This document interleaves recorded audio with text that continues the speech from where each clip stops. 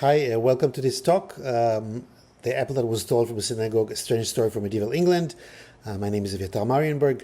I have to say at the beginning I put a fancy apple like you see on the bottom left side, the way we imagine apple, but then I was told that a medieval apple in the time before pesticides would not look like that, would look like organic apples today, less fancy than one we expect.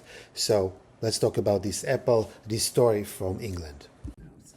The work that I do is part of research that I did that kind of is cooperation with Professor David Carpenter from King's College in London. The way it worked is that I will show you a certain medieval text. He found that medieval text. He came to me and he said, I have no clue what they want here.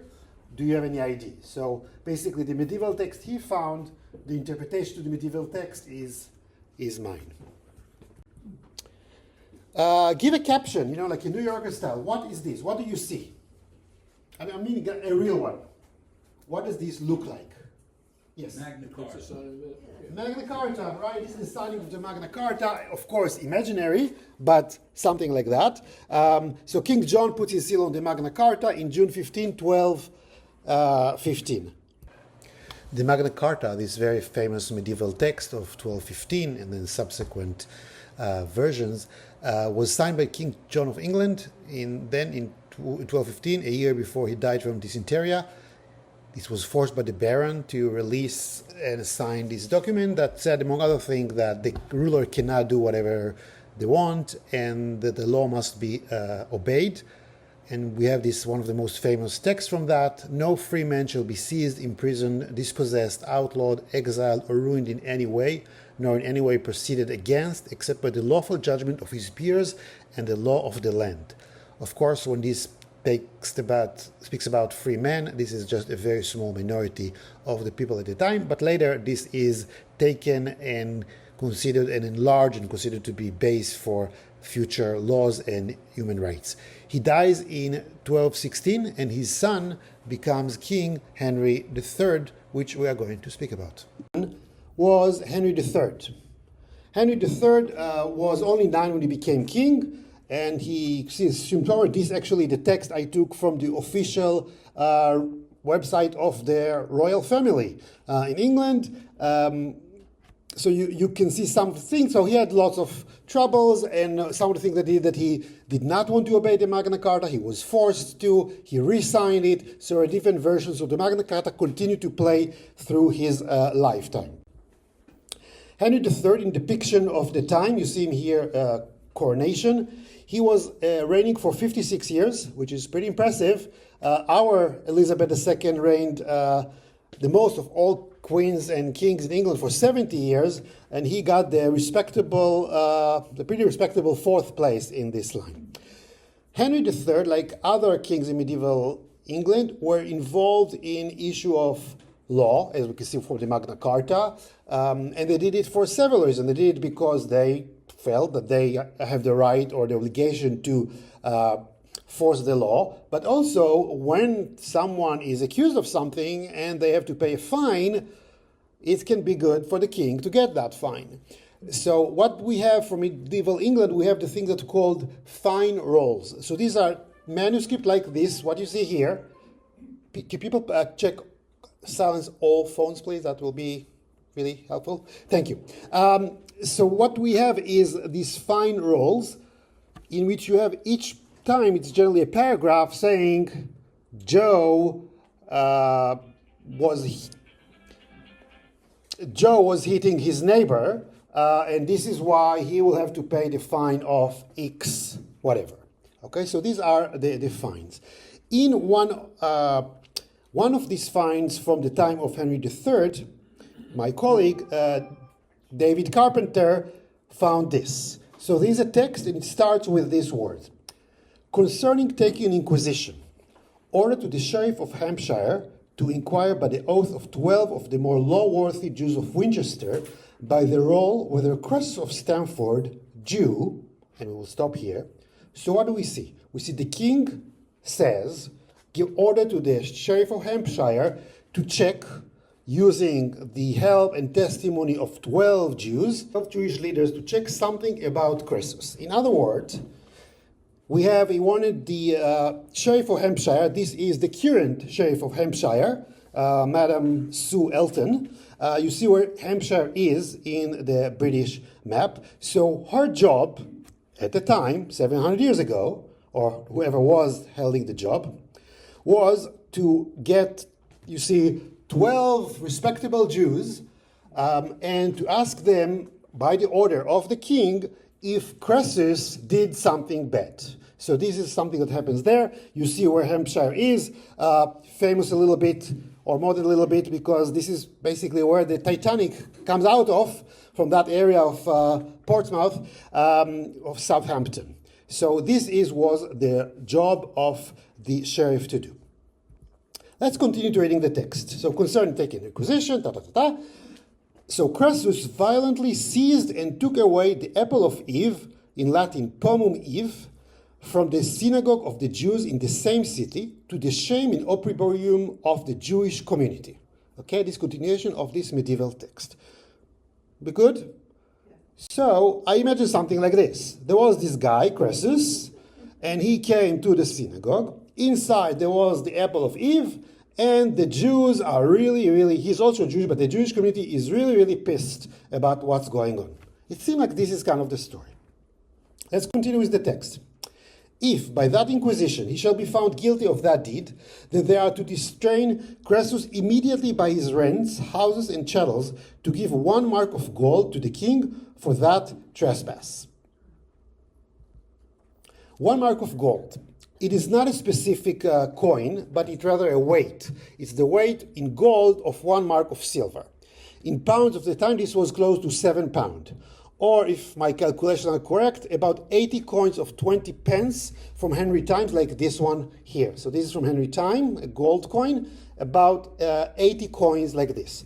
Now, to try to understand what it means in today's money, I tried 2 different systems. On the left side, information is at the time, highly skilled craftsmen could have made 5-6 pounds a year, and an income of 15 pounds a year rendered one liable to take up knighthood, meaning you need to have all the equipment, you have to be ready for fight. You have to be a knight, which is a big burden, not so much fun. So if we think like this, so 7 pounds was a pretty considerable sum, maybe something like $50,000-$60,000 for us, right? Because remember, a highly craftsman makes 5 to 6. So it's significant. Another way I did was by checking value of gold. So 1 mark was about 230 grams. And I asked this morning, how much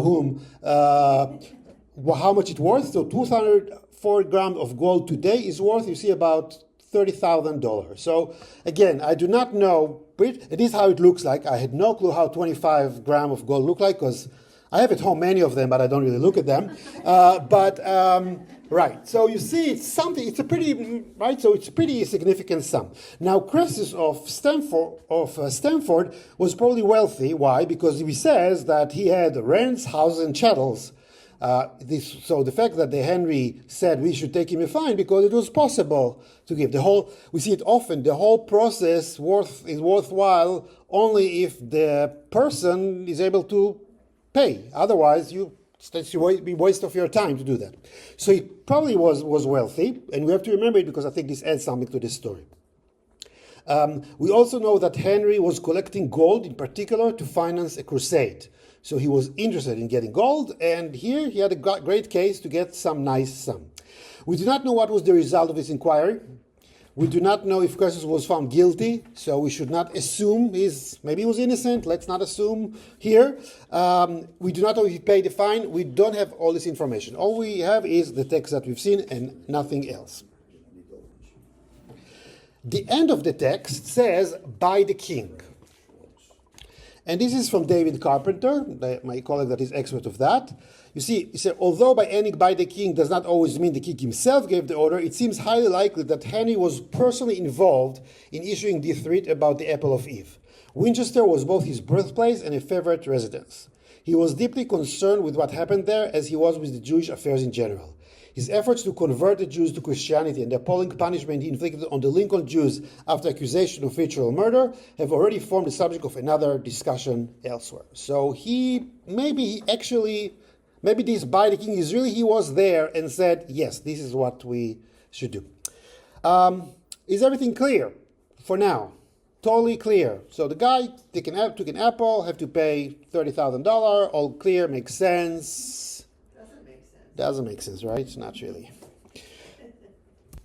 Let's look again at the text. Where the curse of Stanford Jew, Valley season took away the apple of Eve, poem Eve, from the synagogue of the Jews in the same city to the shame of opprobrium of the Jewish community. So I think the question that we might ask is, first, what was this object? Why was it in the synagogue? Why would one steal it? Why was the community so angry and disturbed that it brought this case to the king? I think that's some of the major questions to understand what is going on here. So we try to solve the problem, and some option that I have to solve it, I'll show you. The first one is, it was the actual original apple of Eve. You did not read the text? It says it was the apple of Eve, and he took the apple of Eve. Let's now see some issues. Do you believe this story in Genesis? Someone might ask, and the answer will be, of course, yes, you heretic. We do believe this story, absolutely. Okay.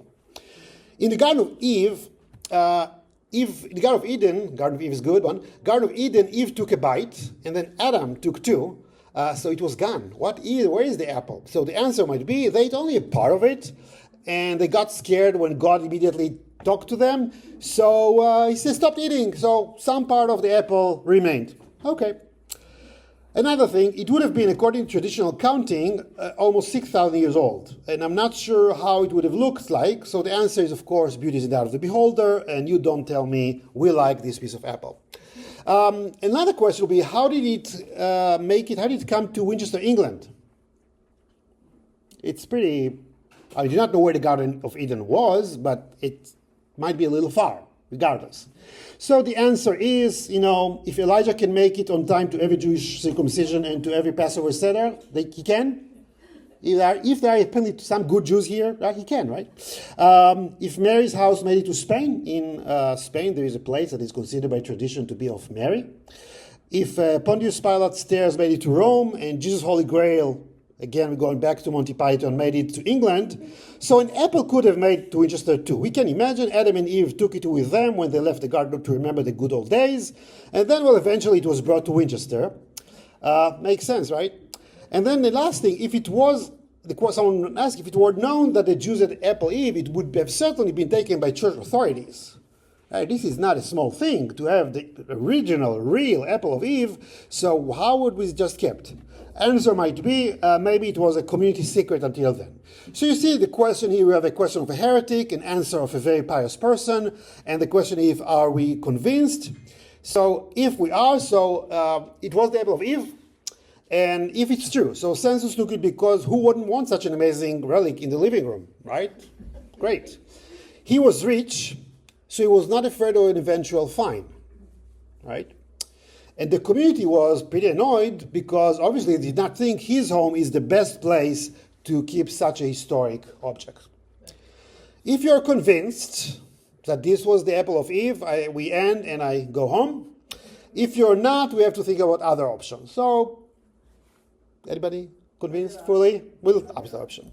Other option, a finial, sometimes called in Jewish synagogue rimon, but not always, often spherical, generally made of silver or gold, that protects the wooden stave of the Torah scroll. We know that, we see them on the Torah scroll, right, on Ashkenazi Torah scrolls. The term apple sometimes is used to call those things, and you can understand why. You see the shape. So sometimes we call rimon, rimonim, pomegranate, but sometimes we call tapuach, tapuchim. So maybe this was the apple that was stolen from the synagogue. Make sense? A little more, in some way, right? Maybe that's the thing. Let's see some problem. The practice only in Spanish and Sephardic community. In all other community, the common name is pomegranate, rimon. So that might be a scholar attacking this possibility. Answer, the synagogue was of British Sephardim. Didn't exist yet, but let's imagine. Okay. Even though Finland mentioned Jewish source already by the 12th century, so prior, these mentions are in North Africa. We do not have mentions in Europe that such objects were used on Torah scrolls. Someone says they did. We do not know that, but they made it somehow to England. why was a person who was not poor put his reputation at risk by stealing such a thing that can be expensive but not of extravagant value, right? I mean, yes, this is expensive, but this is not a huge thing. So a person is rich, and we've seen he had houses and chattels, doesn't really make much sense that he would go into the synagogue and take such an object. Why? So the answer, he was stupid. He did that anyway. All these things. And another thing, no information of Ina were ever called of Eve. Even when they're called apple, we do not see any document that says that these objects of a synagogue are called tapuchei chava, the apples of Eve. Okay? Someone can say, it was. Okay. Again, you see here a scholar asking, I think, reasonable questions, someone trying to defend. Again, the question the same. If this was the case, so it's explained why it was kept in a synagogue, right? This is the place for those objects, right? Makes sense. It explained why it would have been stolen. It has value. Okay? It explained why the community would have been angry, right? So it explains some possibilities, and still, I think there might be some doubts. It's still not very convincing that this was the thing. So let's think of other options. And now I want to offer another option. I read a text from Leviticus. On the 15th day of the 7th month, when you have gathered in the fruit of the land, you shall keep a feast to the Lord 7 days. And you shall take for yourself on the first day the fruit of something, branches of something, and a bough of something, and something. You shall dwell in booth 7 days. So this is a text, what it's about? Sukkot, right? Sukkot. So this is about text what we call today the holiday of Sukkot, or Hutz, or Tabernacle, right? When we have the basic two big traditions. One of them is to build a sukkah and to dwell in it, this hut, and the other one to hold those things that we call Arbaat Aminim, right? The 4 species, to hold them and to pray with them and to do something with them. I think there is related to this, and we will see. Let's look again at the text from Leviticus. And you shall take for yourself on the first day the fruit of the tree Hadar, or beauty, depends how you translate it, branches of palm trees, the bough of thick-leaved trees, and willows of the brook. That's what the text says. The second one, it's pretty clear what it is. When they say branches of palm trees, we know what branches of palm trees are. The fourth one is also willows of the brook. The term is very clear there. It's arava in Hebrew. These are willows. Also makes sense. So the second and the fourth are pretty clear from the text. The first one and the third, the second and the fourth. The first one and the third are not so clear. What is fruit of the tree of beauty, or fruit of the tree Hadar? What is that? And what it is, boughs of thick-leaved trees. Also, not an obvious thing. In the rabbinic period, in the 1st century CE, they said what it is. So they told us that the thick-leaved trees was defined as myrtle and Myrtus communis, and the fruit of the tree Hadar was identified as citron or Citrus medica, or in Hebrew, etrog. We know that. Okay, this is an example of what I do here. We are used to certain things. I think this always, we talk about religion, other things. We are used to something where when you start to see, we said, why are we? How do we know that that they mean this etrog? The rabbi said that. By the way, at the time of the Bible, etrog did not exist in that area of the world. So it cannot be really that it was really that what whoever wrote that text meant. But it did exist during the time of the Talmudic period, and it was there, and it was identified as that. So today we know we have the etrog, number 1, we have the lulav, number 2, we have the hadas, number 3, and we have the arava, number 4. Great. So we do have the 4 species, right? We have them. Many of us will order them. I guess I did not get yet the email from the synagogue to make the order, but probably I will. It will be, I don't know, $40, $50, $60, probably, something like this, a set.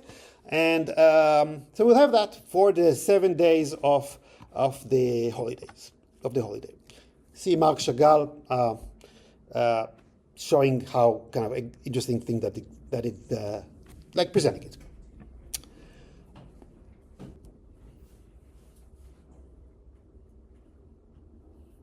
So I'll read it. I suggest that it's me, that the subject that was apparently stolen from a synagogue in Winchester in or before 1215, possibly by a community member named Crassus, who was originally from Stamford, was an etrog. I think that may be what he really stole. And let me tell you why I think that's what he stole. Now, I'm not sure. There's no one to ask. He's dead for a long time. All the people dead for a long time. If it wasn't a etrog, it's gone already.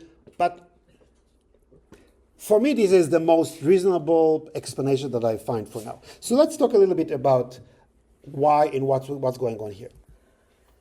So the citron or etrog or the citrus medica had different shapes. When we use it in liturgy, we use to a certain form, but actually, in stores, you can find other form, and it's from the same family.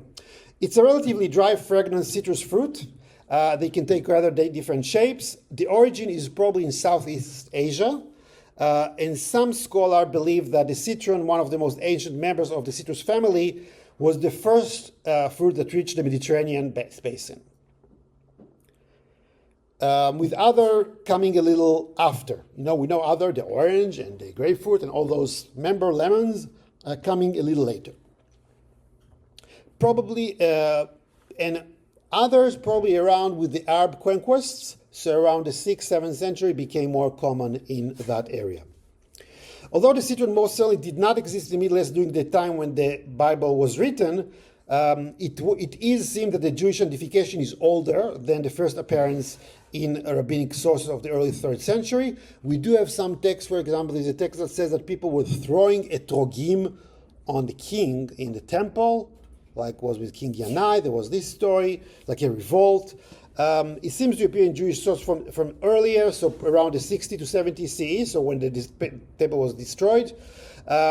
Josephus Flavius in Antiquities seems to mention it. So there are good reasons to believe that it was already pretty early considered to be that fruit that you used in the Passover, and by the Middle Ages it was unquestionable that is what you have to use. We have every year, these markets, right? People come to buy the Arbat Aminim. They generally exist only in places with big Jewish community. Otherwise, the way it's done, many places like just ready-made, like kits that we get, not that. And people come and check them. So today we know that Jews who practice to a certain level can reach all over the world, can reach them without much difficulty if they wish to have them. Often the etrogim are grown in and sent from Israel, but not only. In the past, should be clear that obtaining an etrog was not such an easy thing. If you live in England, or you live in France, or if you live in some other place, to get that fruit was a challenge. But it was not impossible.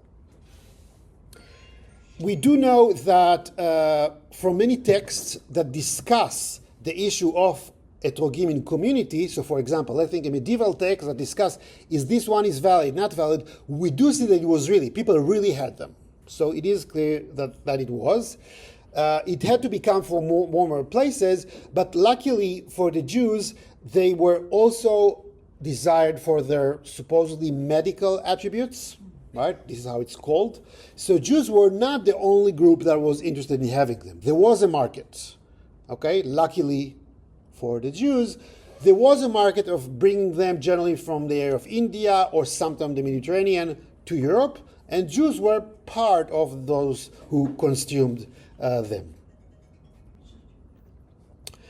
Etrog, right? So this will be again a typical image of what we imagine etrog to be today.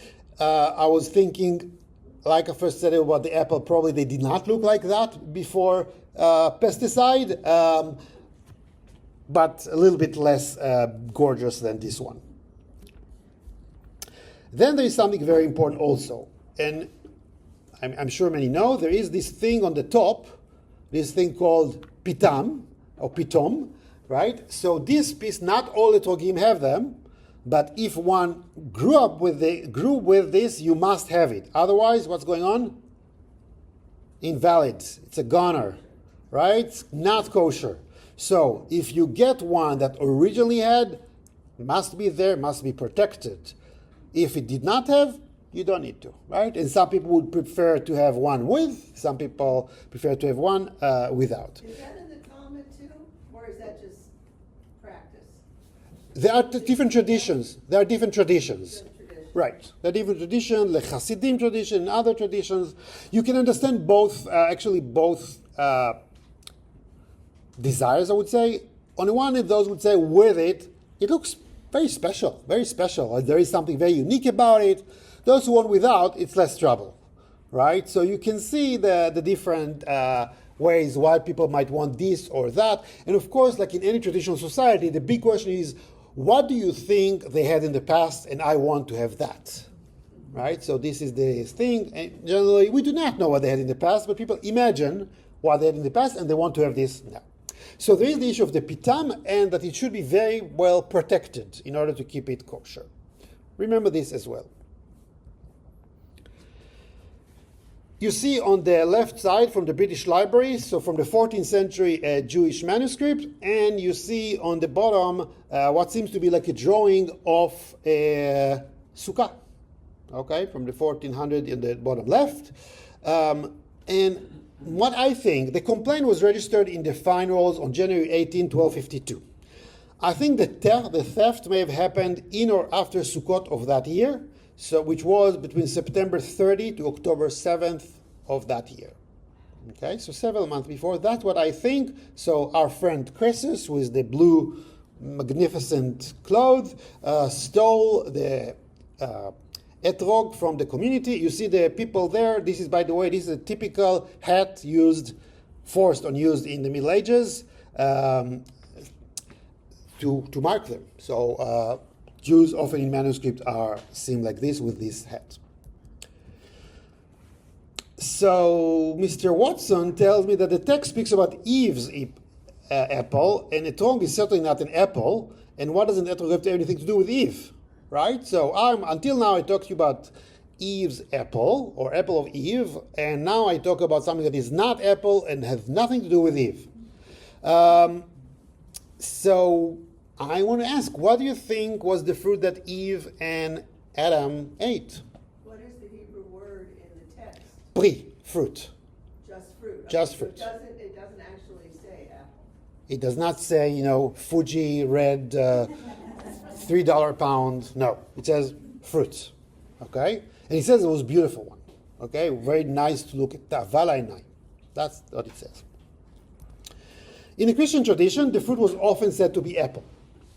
It was a practical question for Christian because the great importance signed in art. If you want to paint the scene of the Garden of Eden, which is very crucial, especially for Christians, way more than the Jews, because original sin, right? So this is part of the whole so-called anthropology of humanity, right? This is where things really went bad, and Christian did a lot of depictions, a lot of art. So you need to show what she holds, what she eats, right? So it was not just like a theoretical question. And it seems to be that it was very common to to say that this is an apple. You see here the image from 15th century. It seems to be, if you tell me this is a mango, I would say also, but it looks maybe something like that. Now, why it is considered to be apple? So here, this is from James Snyder, famous art historian. What is he summarized it well. It's not that he invented it. Scholars agree on that. I'll read. The identification of the forbidden fruit as an apple follows a fairly consistent pattern in the Latin West, though its etymological backgrounds are complex. Greek commentators on Genesis generally identified it with the fig tree. Okay, so Greek commentators, Jewish commentators, said that it will be the fig. Why fig? If you don't know it now, we'll look later. And it sometimes appears that way in the Christian representation. Latin authorities, on the other hand, early identified the fruit of the tree as an apple.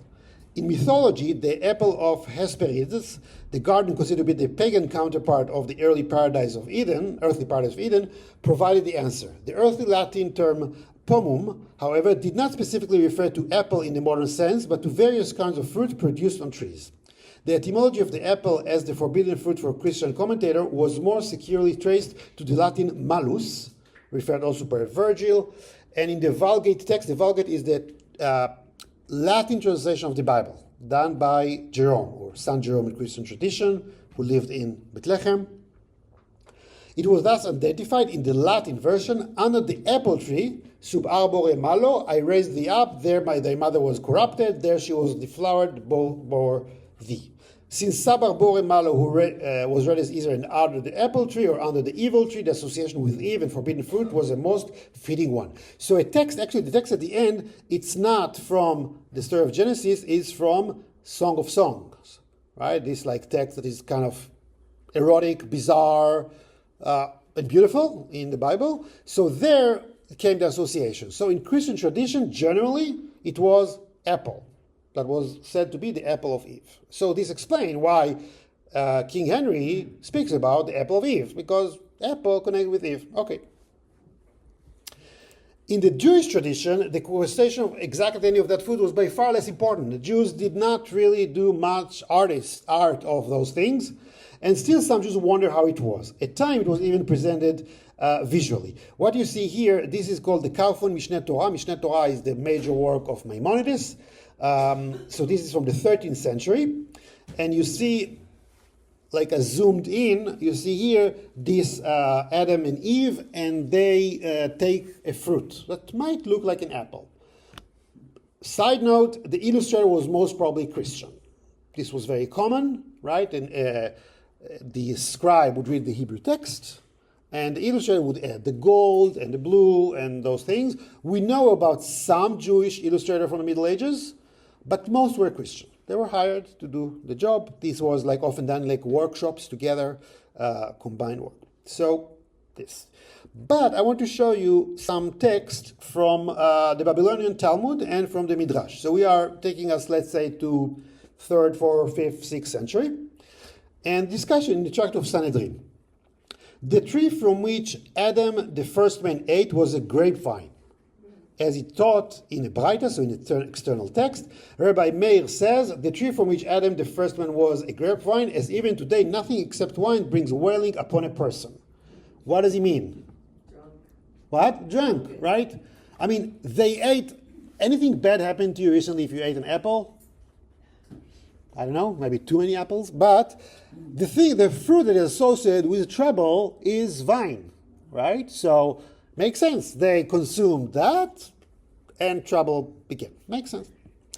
Rabbi Yehuda says the tree of knowledge was the wheat plant. This is proven by the fact that even today, and we learn here kind of a knowledge, maybe also a saying of the time, an infant does not know how to call out to his father or mother until he tastes the taste of grain. So we learn here, in their world, a child will not call their parents the name, or parents, or daddy, or mama, until they eat grain. Okay? I think for us, we'll use different formulas or other things, right? But this was the concept. So why is this? Why it's related? The question of grain and the tree. Forget. Baby doesn't eat anything of grain until it's older, and when it's older, it can recognize its mother and father. So it's age related. Because at first they just drink, milk. Okay. So what happened to them when they ate from that tree? They got the Knowledge, right? So basically they say it must be grain, must be wheat, because it's wheat that gives you knowledge. Make sense? Now you tell me, well, but we think about tree, wheat does not look like a tree. Then there is another text, not here, that says that this was very high grain, it looks like a tree almost. Okay. Rabbi Nehemiah says the tree of knowledge was a fig tree, because it was with the matter of that which they sinned that they were rehabilitated, as it says, and they sewed together fig leaves and made for themselves loincloth. Make sense? Right? Because, and this idea that they sinned with that tree, they kind of recovered somehow with a tree, it must be the same.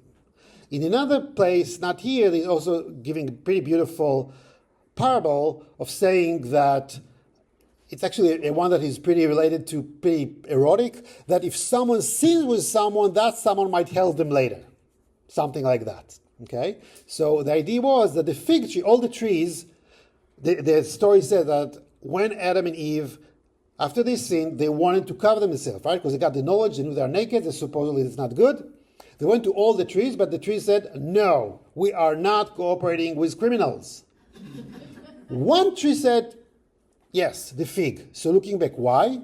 They say because it was the actual tree that they used, okay?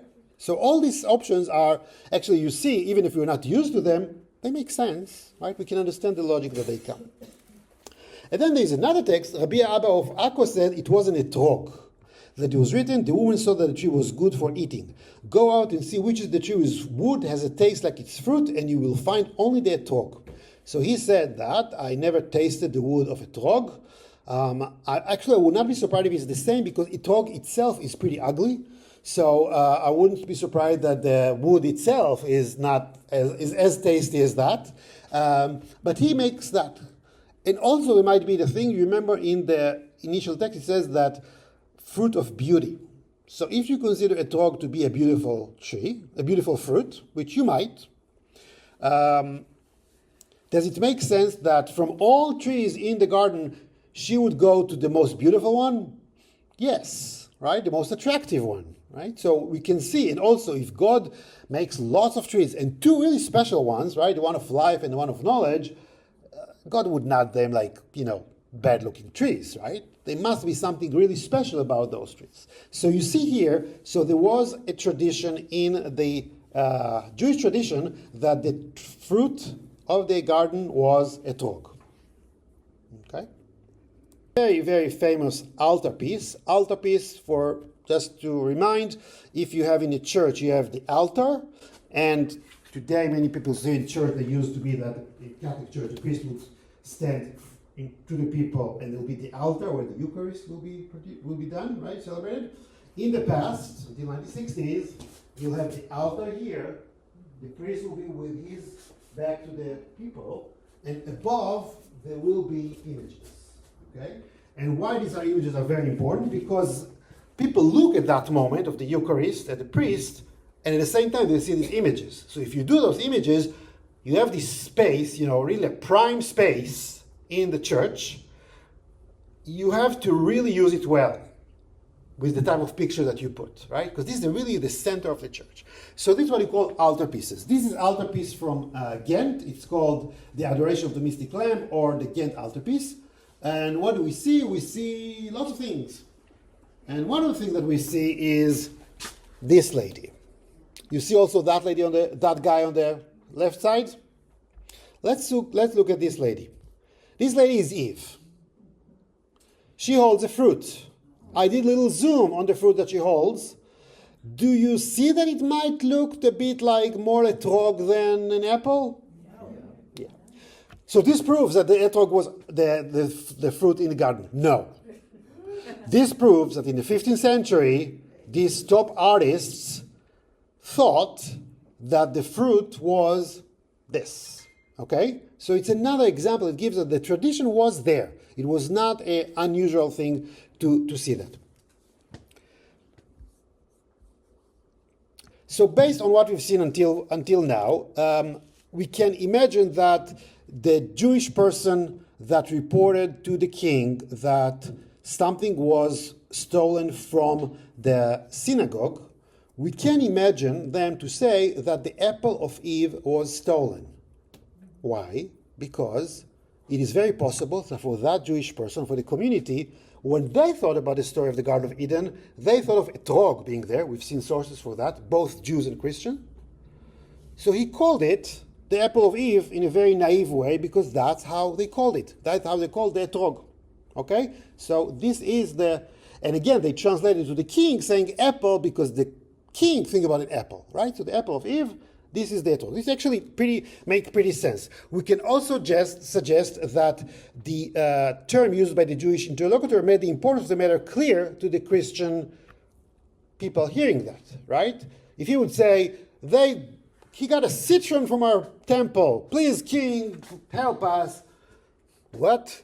But if he says they got an apple of Eve, this sounds like more interesting, and more interesting meaning bigger fine mean more money. So it's It's not impossible to think about that.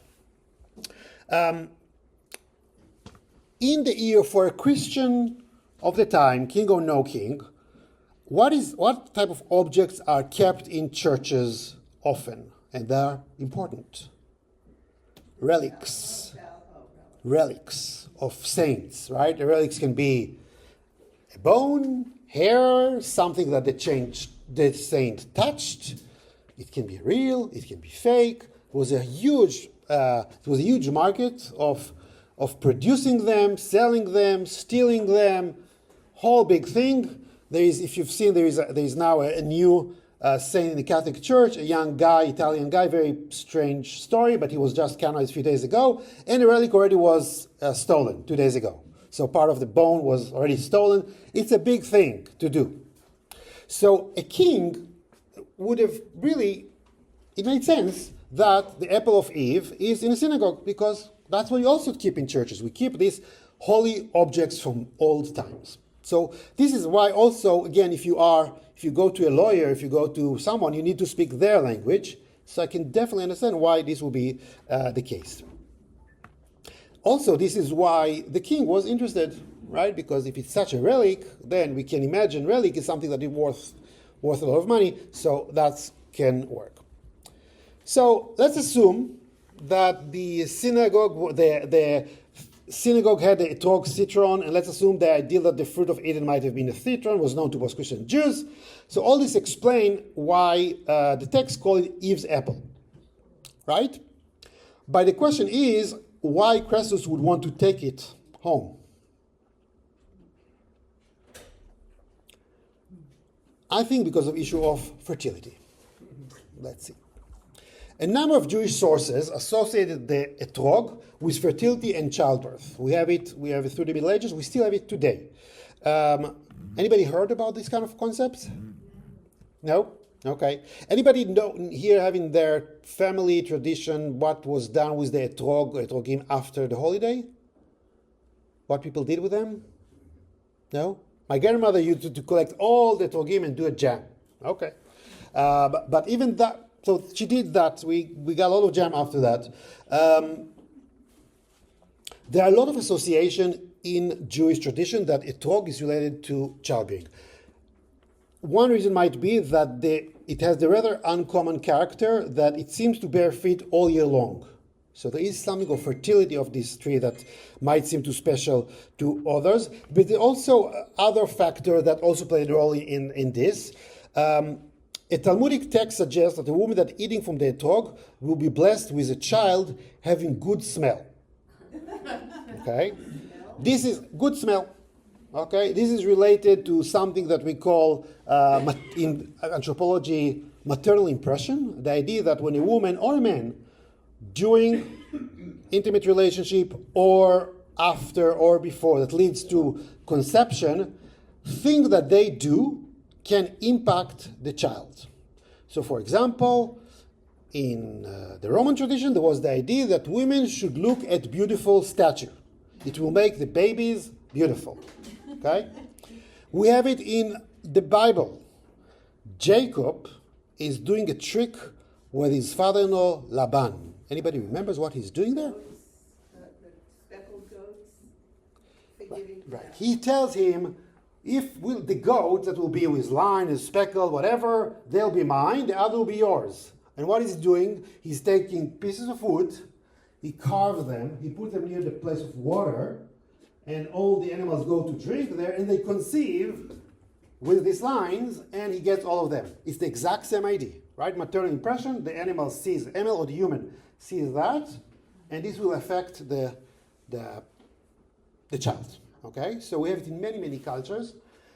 We tend to laugh about it, but we also have things like this. We also have ideas that think that women, especially women, but not only, women and men do before birth can impact the child. For example, we tell women, don't drink too much coffee. Don't drink too much wine. At some point, some years, we told men, don't put your cell phone too much around here. Okay? Now, you would tell me this is science. Yes, I agree. Right? But unless there's someone here that is expert of coffee or alcohol or cell phones and can explain exactly the process, all of us, we believe experts. Experts tell us, don't drink wine, don't drink too much coffee, and because otherwise, don't use drugs, right? So the idea that we believe, the idea is not very different. The idea that we believe also that something done during pregnancy can have impact on the child, okay? And they had their science, we have our science. But the thing is that this was connected. There's another text that says that that a man that eats etrog might have involuntary ejaculation. Now, this is not directly related, but they do relate the etrog to something about sexuality. Okay, there is some connection there. And then there are other type of practices. You remember the whole story of the garden, right? That's the curse that the woman hears after they ate the apple. What it says, that you ate this thing, you ate this fruit, and you will be punished, your childbearing will be tough, okay? We do have traditions that women were reading that, and they tried to fix the situation. How you fix the situation? By telling, I would do something different, right? If you remember, if somebody did something, right? I don't know, if you have two kids and one of the siblings did something bad and were punished, the other say, I'm not going to do that, right? I don't want to do that. I've seen the result. I am not going to do that. I'll show you here a text called Techine. Techine from the word supplication. These are prayers in Yiddish that were very common among women in Europe, Eastern Europe. According to Jewish tradition, women do not have to, and some might say should not, do the daily 3 prayers that are obligatory in Jewish law. Instead, they were created, these texts, these Techine supplications, some of them were written by men, some were written by women, for women to say. Here's an example of something that, a text like this from the early modern period, so around 15th, 16th century. So the woman should say, Lord of the world, because Eve ate of the fruit of all of us must suffer such great pains as almost to die. There's no epidural, right? Had I been there, I would not have had enjoyment from the fruit. Just so, now I have just not wanted to render the etrog unfit during the whole 7 days when it was used for the commandment, but now on the last day is no longer applicable, but I'm still not in here to eat it. And just as little enjoyment as I get from the stem of the etrog would I have gotten from the fruit which you forbade. Can someone explain to me what the woman is saying here? I don't think that's such a good idea to eat this or what she did, so I'm going to reject it, and I wouldn't enjoy it, so maybe I won't have pain in childbirth? Yes. Yes. She says, the woman says, at the end of Sukkot, Lord, we had this etrog with its pitam on the top the whole 7 days. We were all very careful not to break it. People here imagine, as children, if you have a etrog at home, it was a thing to don't destroy it, right? I remember it would be disaster if I would do that, right? So she says, I really wanted to, it's so beautiful, but I didn't do it. And even now that we do not need this pitam anymore, because the holiday ended, I still don't eat from this gorgeous, beautiful fruit. I just take a little bit from the pitam. I'm not like Eve.